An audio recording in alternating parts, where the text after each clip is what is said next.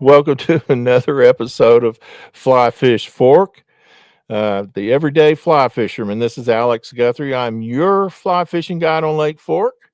I'm the only fly fishing guide on Lake Fork, so I'm the best fly fishing guide on Lake Fork.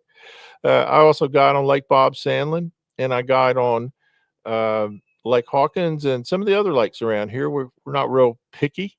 We go where the fish are.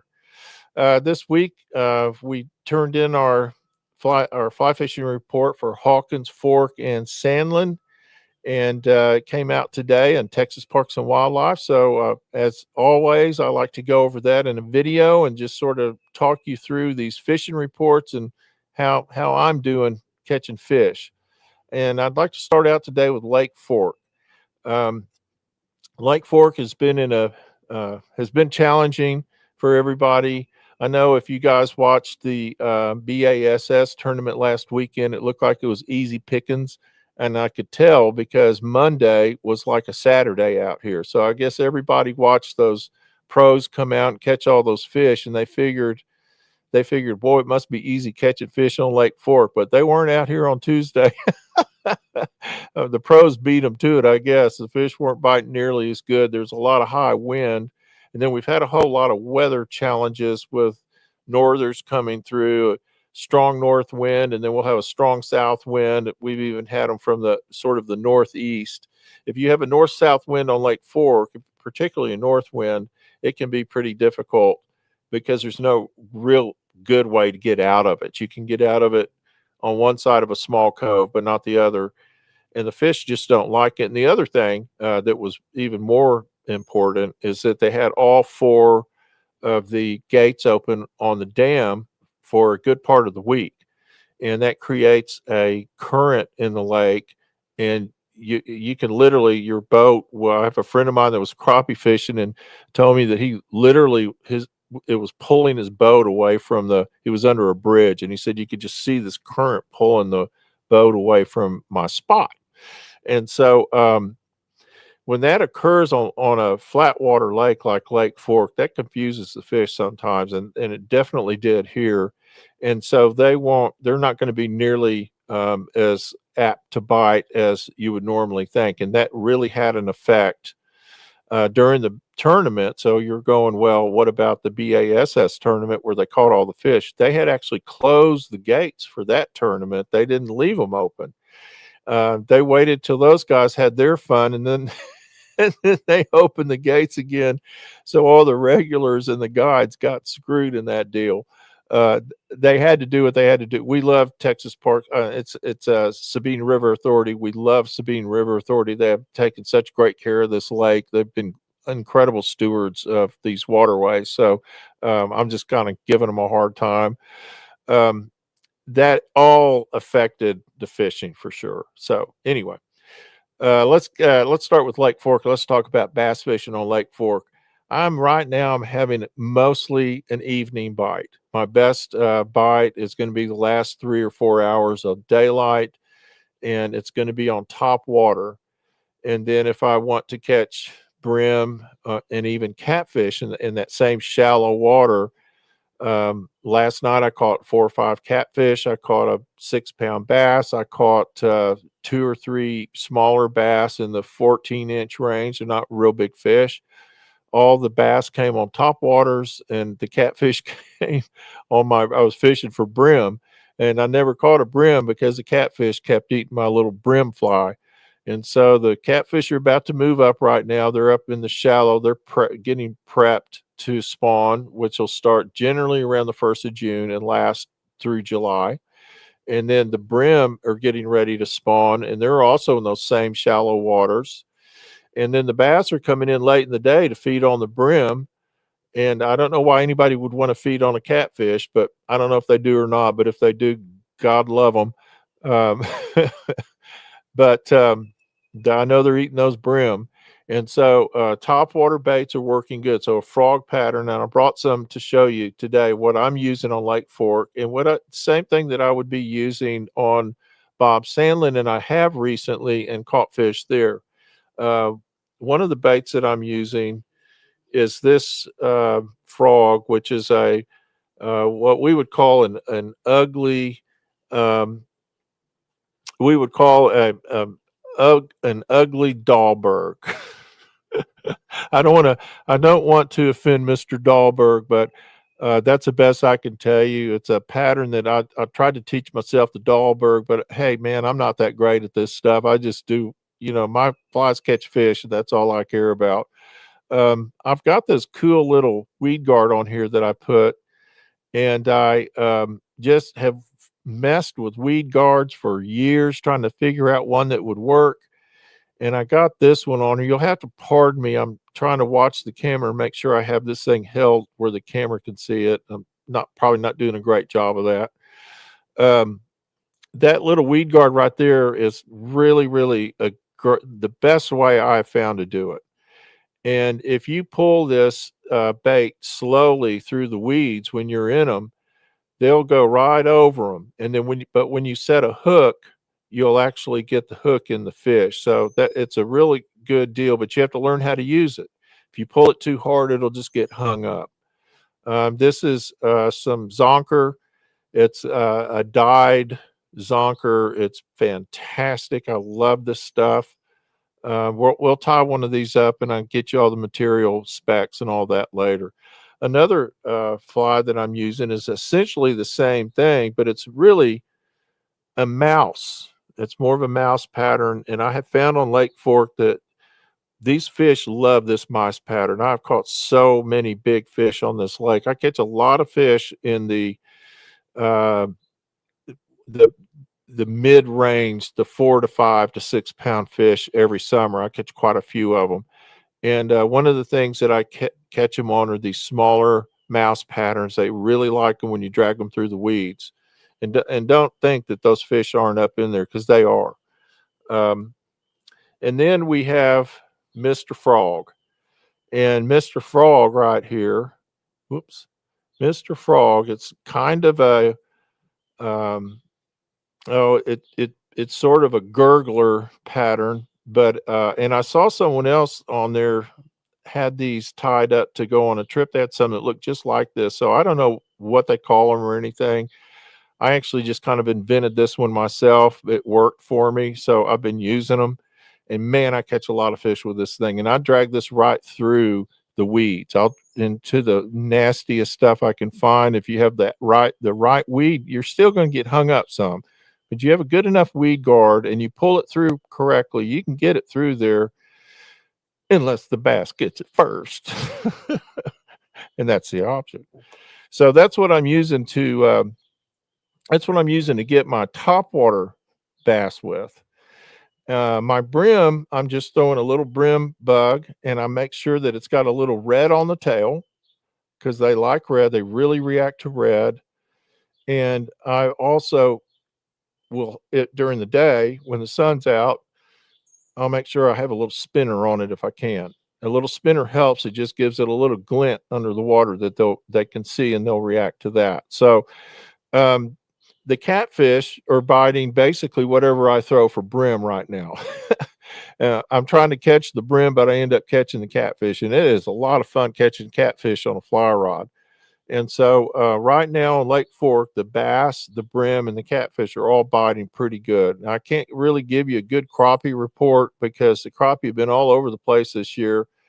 They've been unpredictable, and they're getting more predictable right now. But I think you have to go a lot deeper than I'm going to go for them. So I don't really have anything to say about crappie.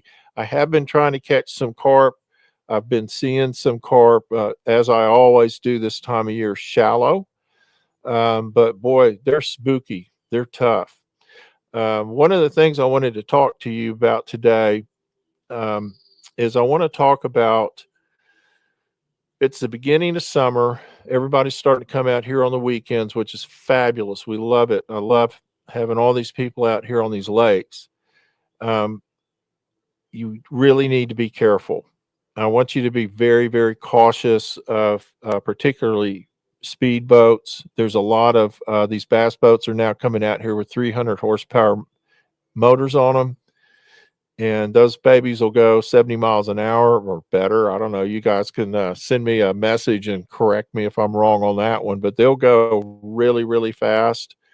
And the lakes are starting to get crowded, and there's more and more boats and more unmotorized boats like kayaks and canoes. And please be careful. Please, everybody, wear a life jacket when you're under the power of the big motor, and make sure that the pilot of the boat, the captain of the boat, has his kill switch connected to his life jacket in case he gets thrown overboard. You can go on YouTube and watch all kinds of boat wrecks, and nobody's wearing life jacket. Not everybody. A lot of people are not wearing life jackets like they should be. I don't understand it. Think about if you're a passenger in a car and you've got a seatbelt on and you've got a car around you and you have airbags and all that stuff protecting you. Well, think about being in a boat and going 50 miles an hour and the passenger is just sitting there wide open, no seatbelt, nothing to keep them from flying 100 feet in the air.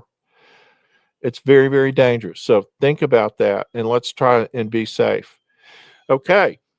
That's our Lake Fork. Let's talk about Bob Sandlin. We're on Bob Sandlin last week. I didn't make it out there this week yet. And we were catching fish in the around flooded brush in the shadows. I call it shadow fishing. I've always called it that, but it's wherever there's shade. And so if you're fishing shady areas,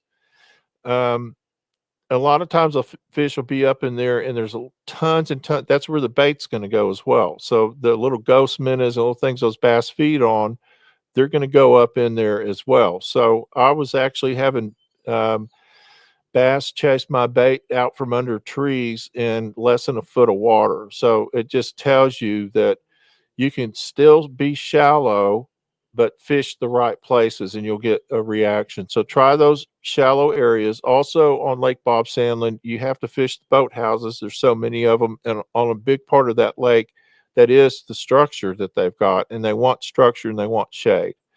So fish around those boathouses. The other day, I was fishing, and the walkway from the bank to the boathouse, I could see the way the sun was on the other side of it and shining down on it. And I could see the silhouettes of probably 5 or 6 big fish that were just hovering under that thing. I assumed to get the shade. I don't know why else they would have been there.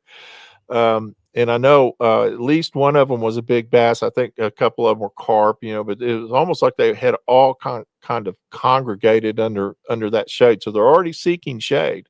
And the water's really not that hot yet, but it's going to be soon enough. So look for shady areas and, of course, any kind of cover, any kind of grass. On Bob Sandlin boat houses, the retaining walls have, let's talk about the retaining walls. The retaining walls have a footer at the bottom of them. It's like a little ledge that comes out into the water. And a lot of times those fish use that as sort of their little pathway. And so when you're fishing Sandlin, take a little clouser, a little droppy type of bait like that. It doesn't have to be big. It could be small. Needs to have a little flash on it. Needs to look like a bait fish, and fish around those little ledges. I have done that for years, and I've had great success doing that. So give that a try. The same thing around the boathouses. And try and teach yourself how to throw up under those boathouses. If you get under that boathouse up into the shade, you're going to catch fish. No doubt about it. So you just have to learn how to do it. On Lake Hawkins, it's kind of a different beast because Lake Hawkins is clear water. And so you have to have the ability to make a long cast. You have to be very quiet. And you have to understand that if you see those brim, they see you. Now we're going to talk about brim on Hawkins. Is right now, this time of year, this is when they're going to start spawning. They're going to have big, giant, you'll see big, looks like big old plates under the water in the sand where they've dished out a big, giant circle. And that's where they do their spawning. And they're super aggressive. They're super fun to catch. You can see them come up and come after and grab it. Well, guess what? They could see you too. And so after about 2 or 3, maybe 4, you'll get out of that area. Uh, they're going to quit biting because they're going to have figured you out. So you have to learn to move on from that quickly. So when you see these spawning beds of brim on Lake Hawkins and pretty much any lake, it's going to be an area, it might be 50, 100 feet long of beds. And so, there goes my air conditioner. I hope that doesn't bother you guys too much. Um, and so you'll see 50 feet or 100 feet of bedding area to fish. Then you're going to need to move on to the next area. And that's how you have to do these brim because they'll quit biting. As far as the catfish on Lake Hawkins, I suspect they're going to be kind of in those same areas, but Hawkins is such a small lake and it doesn't have any real super deep water. I think the deepest water might be 30 feet down by the dam. So your target area on Hawkins is going to be around the grass. So for bass, between the grass and the bank is always a little clear area. It doesn't have any weeds in it. It's just kind of how that grass grows. It gets so close to the bank and then it kind of quits growing.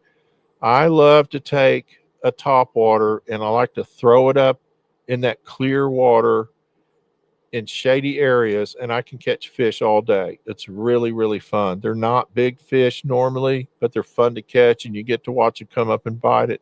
And that's kind of how I limit my time on Hawkins. I don't do a long day on Hawkins. I might do either early or a late trip on Hawkins and kind of get the most active feeding times for those fish. And time wise on Lake Fork, it's an evening bite right now. On Sandlin, it's an evening bite. There's a little time in the mornings, but it's not much. And so if you're going to come out here and spend a day, or you want to spend a whole day with me, we'll go out early and then we'll take a break during the middle of the day and then we'll go back out later. And that's how we'll kind of manage our time. We want to just fish when they're at the most productive times. So that's our report this week. Sorry it was a little bit long. Sorry about my air conditioner going off in the back, but I can't do anything about that. I hope you'll subscribe and pass this on to your friends. I hope it's helpful to you, and I sure enjoy doing it. So subscribe and hit the little bell thing so you can get notifications of when the next one comes up. I'm going to be trying to put out more videos as I get going back on Video Land. And I sure enjoy being with you. Thank you so much for joining me. This is Alex Guthrie signing off.